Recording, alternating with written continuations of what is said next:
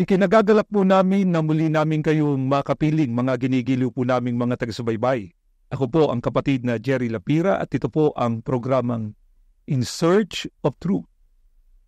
Pinakaangat po namin ang ganitong mga programa namin sa Iglesia ni Cristo ay makatulong po sa inyong ginagawang mga pagsusuri upang katulad po nung napakaraming nakinig, nagsuri sa pangangaral ng Iglesia ni Cristo ay nakapagpasya sila na umanib sa Iglesia ni Cristo.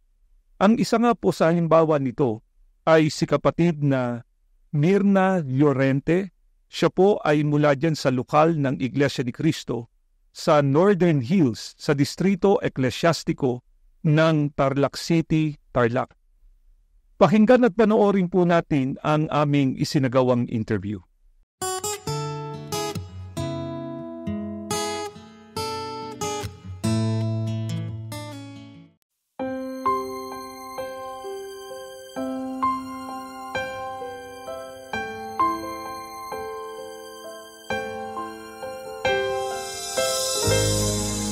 Magandang araw po.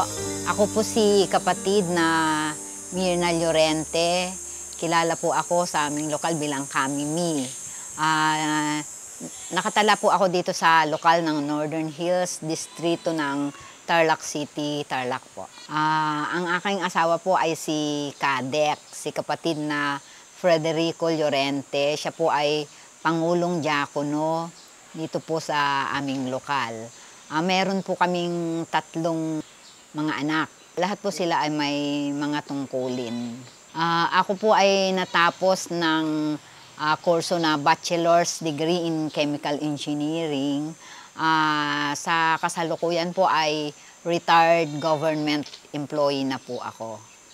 Bago po ako naging kaanib sa Iglesia ni Cristo, lumaki po ako na Katoliko, ang aking mga magulang at lahat ng mga kamag-anakan namin ay Katoliko. Una ko pong narinig ang tungkol sa Iglesia ni Cristo nung ako po ay pumasok sa trabaho sa Tarlac Water District. Yun pong karamihan po sa mga kasamahan ko sa trabaho. Kasama na po ang aming general manager noon ay Iglesia ni Cristo po. So naaanyayahan po ako na sumama sa kanila sa mga tinatawag na pamamahayag. Ang tanda ko po ay nung nasa pamamahayag ako, parang wala pa po sa isip ko yung mga narinig kong mga aral, kung ano po yung tinalakay noon. Parang wala lang po sa akin. Parang dumalo lang po ako dahil sa paanyaya. Siyempre, nung mga una na po yung aming general manager. Dahil po sa malimit na pakikinig nga, maski umiiwas po ako, hindi rin malimit po talaga akong imbitahan, unti-unti na liliwanagan ko po yung mga aral. So, yun po yung naging naging pasya ko na tama talaga yung mga tinuturo sa amin na yung tinatawag na doktrina, lalo na po yung tungkol sa ang maliligtas ay Iglesia ni Cristo lamang. Yun po yung naging pinaka-main na turning point siguro, yung main na aral na po sa mind ko para maging umanib na po sa Iglesia ni Cristo. Kasi ang inaano ko, sayang naman yung ginagawang paglilingkod kung hindi rin naman po pala kinikilala yung ganun. Sayang po yung pagod, yung panahon. So, yun po yung naging pagpapasya ko na tama talaga yung mga napapakinggan ko, yung mga itinuturo sa amin. Na na isip ko at sa aking damdamin talaga, kinonsider ko po na tama yun dahil Biblia po yung binabasa. Hindi po naging madali para sa akin yung umanib sa Iglesia ni Cristo dahil nga po lumaki ako na Katoliko at kagaya po ng nabanggit ko nung una na kinukonsider ko po na parang sarado. Ang sabi po, yung term nga po ng mga ay saradong Katoliko. So, maski sa isip ko, sa damdamin na ano ka na po, na tama yung tinuturo sa amin. Tama talaga yung sa iglesia. Meron pong part ng aking mind na nire-reject ko po. Hindi po talaga naging madali para sa akin. So, hanggang sa, yun nga po, finally, na decide ko na rin po na tama talaga at high time, panahon na umanib ako sa Iglesia ni Cristo. At ang inaano ko din po siguro, tinatawag na rin po ako na sa iglesia. Ako po ay nabautismohan noong March 1986 po sa lokal po ng Tarlac City. Nung araw po na ako'y binautismohan, ang nararamdaman ko po ay masaya po ako. May mixed emotions na parang, yun nga, nagagalak ang aking puso, maligaya. At dahil alam ko po na ako'y officially mapapabilang na po ako sa mga may karapatan na maligtas pagdating po ng araw. Pagkatapos po ng aking bautismo, ang dalangin ko po talaga ay mapanindigan ko po ang aking pagiging Iglesia ni Cristo. Dahil po ang aking mga magulang, mga kapatid ay hindi sila Iglesia ni Cristo, makayanan ko yung mga pag-uusig, kung sakali mang bawalan nila ako, ay hindi po sila magtatagumpay. Ang pangako ko po sa ating Panginoong Diyos at sa ating Panginoong Hesukristo, maglilingkod po ako hanggang sa wakas. Hindi ko po pababayaan ang mga tungkuling ipinagkatiwala sa akin. Tutuparin ko po ang mga ito ng buong puso. Ikinararangal ko po na ako po ay kaanib sa Iglesia ni Cristo.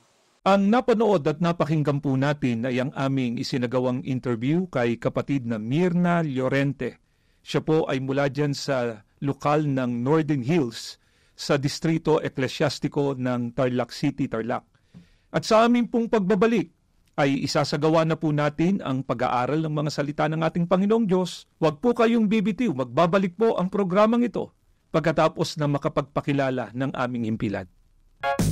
Nakikinig kayo sa Iglesia ni Cristo Radio, DZEM 954, ang tinig ng katotohanan.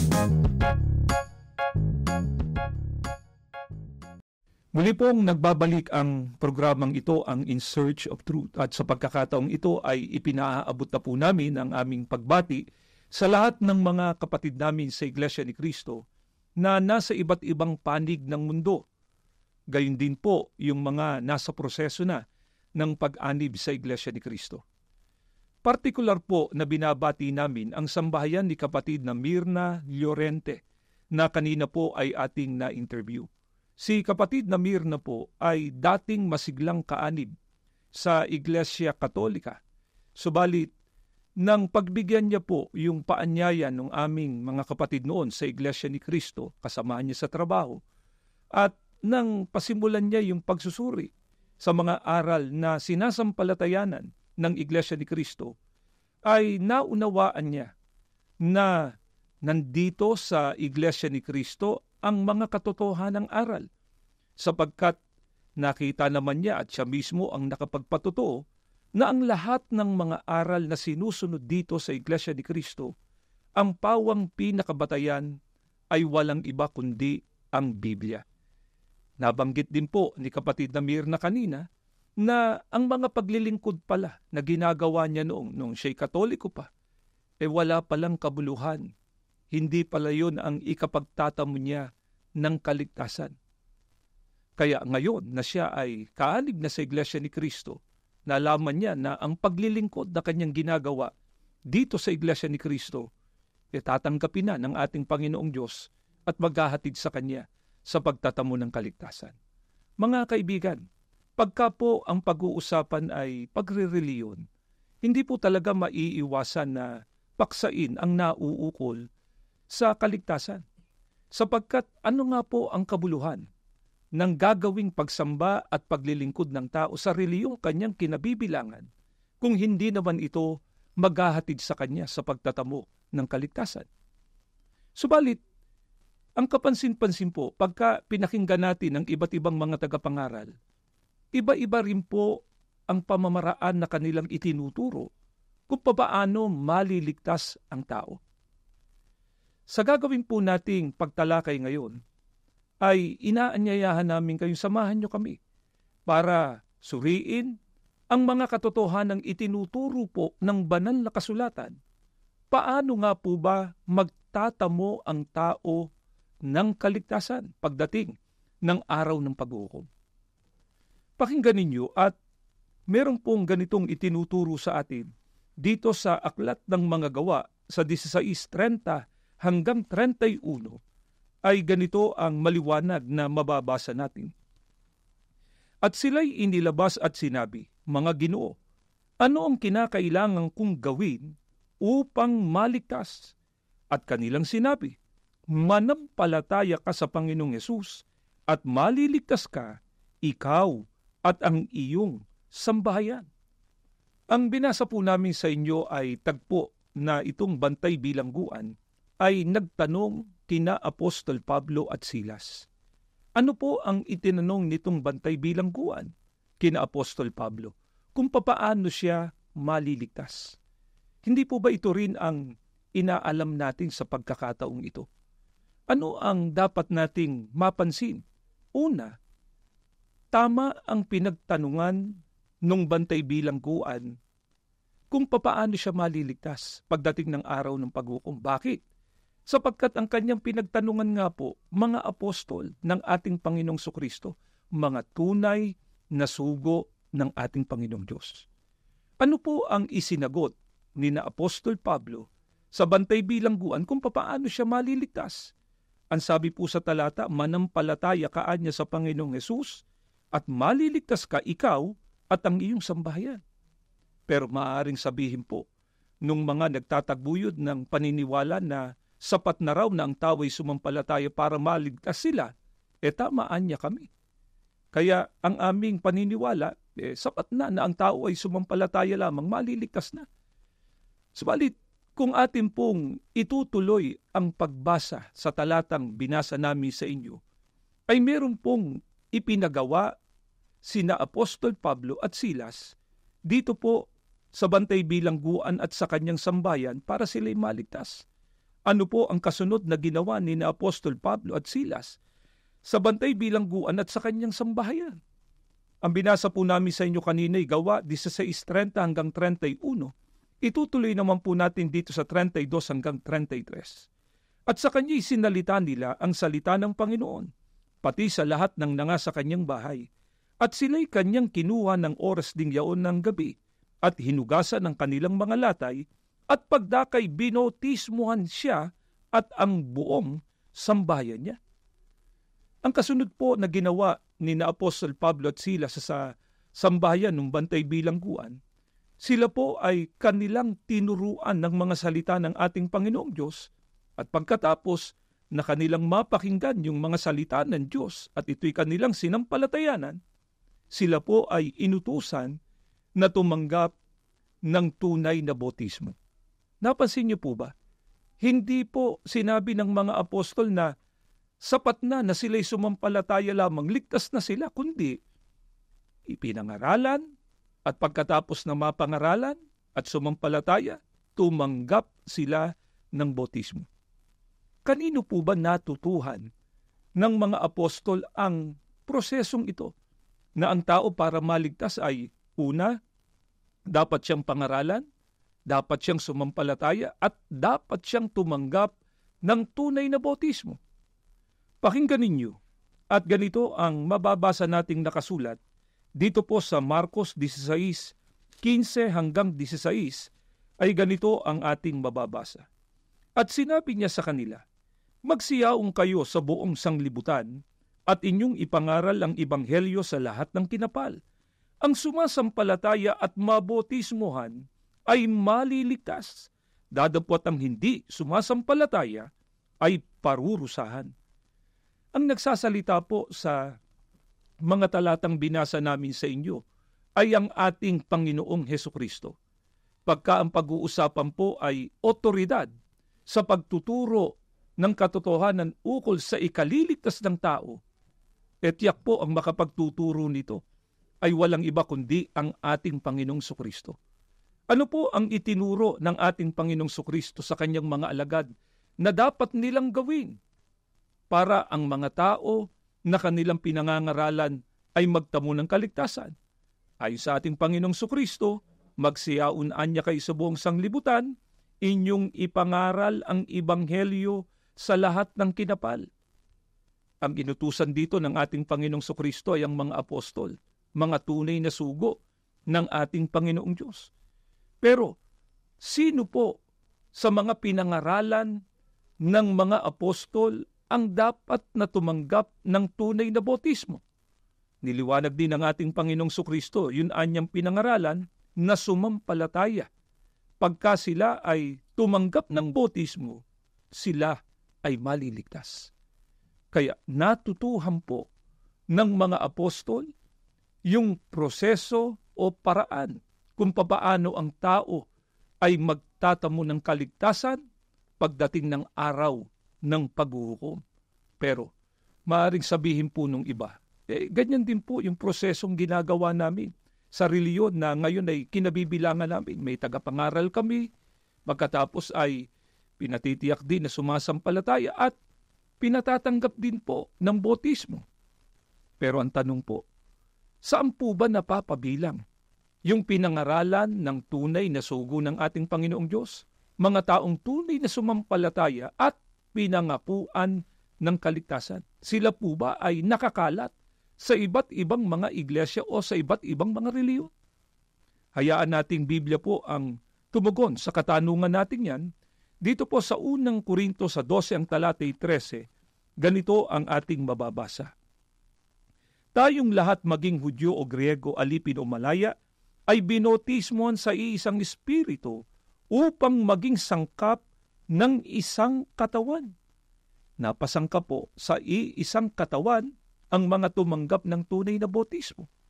Alin po ang tinutukoy ditong isang katawan na dito napasangkap o napabilang ang mga taong tumanggap ng tunay na bautismo?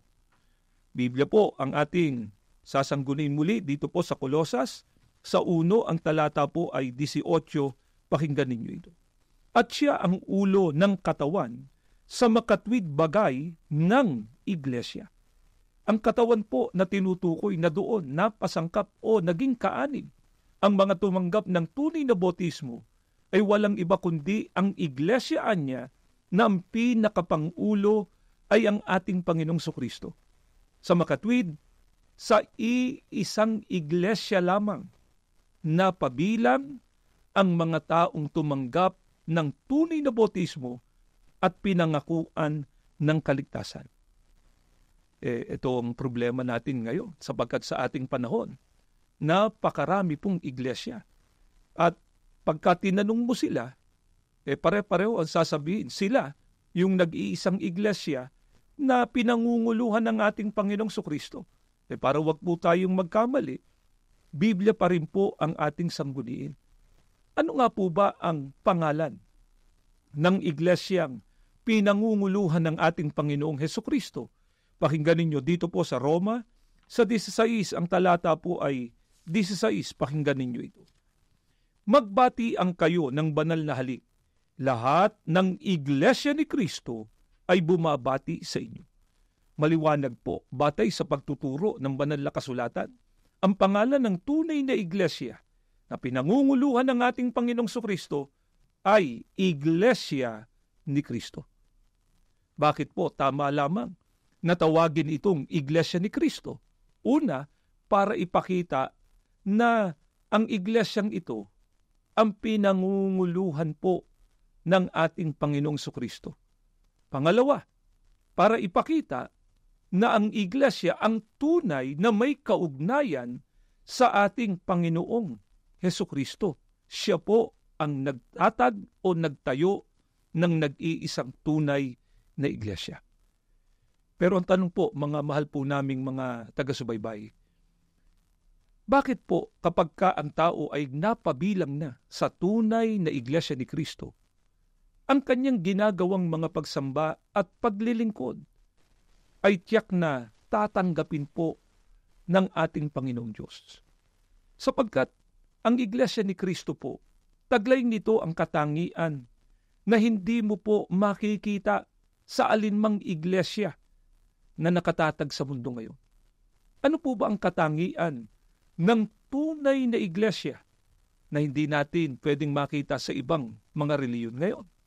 Pakinggan ninyo, dito po sa Aklat ng Mga Gawa, sa 20:28, salin po ito ni Ginoong George M. Lamsa.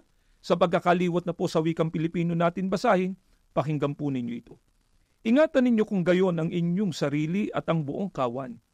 Narito'y hinirang kayo ng Espiritu Santo ng mga katiwala upang pakanin ang iglesia ni Kristo na binili niya ng kanyang dugo. Batay po sa talatang binasa namin sa inyo, ang iglesia ni Kristo anya ang binili o tinubos ng mahalagang dugo ng ating Panginoong Kristo. Gaano po ba kahalaga na ang tao ay mapabilang sa mga natubos ng mahalagang dugo ng ating Panginoong Kristo? Pakinggan ninyo at ganito ang mababasa natin dito po sa Hebreos 9 ang talatay 14. Ganito ang pagtuturo sa atin ni Apostol Pablo. Gaano pa kaya ang dugo ni Kristo na sa pamamagitan ng walang hanggang espiritu ay inihandog sa Diyos ang kanyang sarili na walang kapintasan upang malinis ang ating budhi mula sa gawaing naghahatid sa kamatayan. Sa gayon, makapaglilingkod tayo sa buhay na Diyos. Batay po sa pagtuturo ng mga apostol, ang duguan niya ng ating Panginoong Kristo ay naglinis ng ating budhi mula niya sa mga gawaing naghahatid sa kamatayan. Ano po ang katumbas nito? Ang dugo ng ating Panginoong Kristo ang naglinis ng mga kasalanan ng tao. Mahalaga po ba na malinis o mapatawad ang kasalanan ng tao? Opo.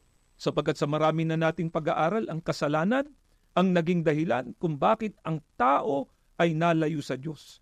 Ang kasalanan ang nagsilbing pinakapader na nagpahiwalay sa tao sa ating Panginoong Diyos. Kaya tumawag man ng tao, maglingkod man ang tao sa Diyos, hindi natatanggapin ng ating Panginoong Diyos. Anong kinakailangan?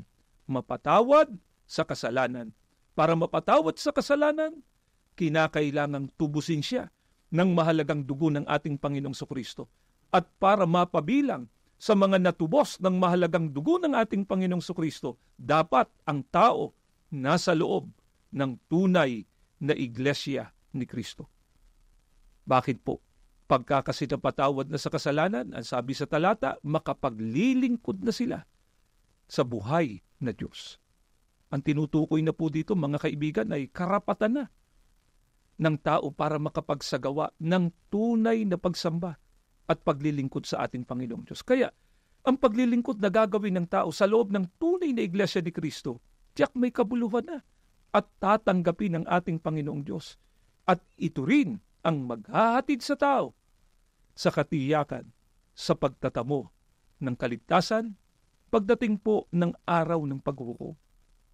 Mga kaibigan, ito po ang lubos na naunawaan ni kapatid na Mirna Llorente. Kaya nga nagawa niyang iwanan yung dati niyang reliyon. Umanib siya sa iglesia ni Kristo sapagkat natitiyak niya na dito sa iglesia ni Kristo, tunay na pagsamba, tunay na paglilingkod ang kanyang nagagawa. Tatanggapin ito ng ating Panginoong Diyos, maghahatid dito sa kanya sa pagtatamo ng kaligtasan. Kaya nga po si kapatid na Mirna ay merong paanyaya sa mga nakikinig at sumusubaybay ngayon na hindi pa kaanib sa iglesia ni Kristo. Pakinggan at panoorin po natin ito.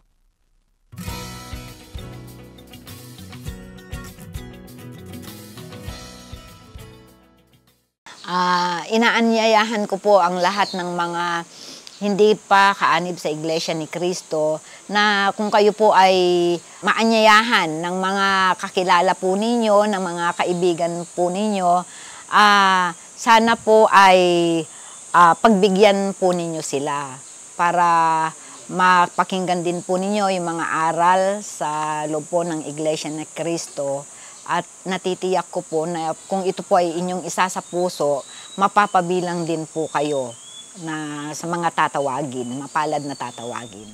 Nawa po ay nakatulong ang ginawa naming paglalahad na ito ng mga kalooban ng Diyos sa inyong ginagawang mga pagsusuri at panalangin namin sa Panginoong Diyos. Dumating po yung pagkakataon. Magkasama-sama na po tayo dito sa Iglesia ni Cristo. Bago po tayo magtapos, inaanyayahan namin kayo sa isang panalangin. Panginoon po naming Diyos, nagpapasalamat kami ng napakarami. Muli po, nagamit mo ang palatuntunan ito para maituro at maihayag ang iyong mga kalooban kung papaano ang tao ay makatitiyak ng pagtatamo ng kaligtasan pagdating ng araw ng paghuhukom. Kaawaan mo po sana ang mga nakinig na hindi pa kaanib sa Iglesia ni Cristo ng mga katotohanan mong ito na kanilang napakinggan.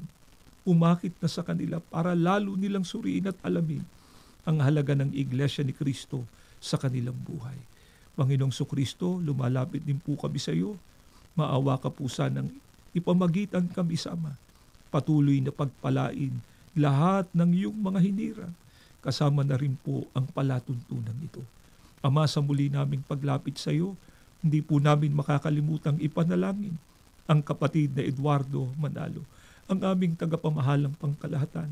Patuloy na ingatan sila at ipagkaloob ang pinakamabuting kalusugan alang-alang sa kanilang ginagawang pangunguna sa kabuuan ng iyong iglesia. Ang lahat ng ito hinihiling na po namin sa pangalan po ng aming tagapagligtas na si Kristo Jesus. Amen.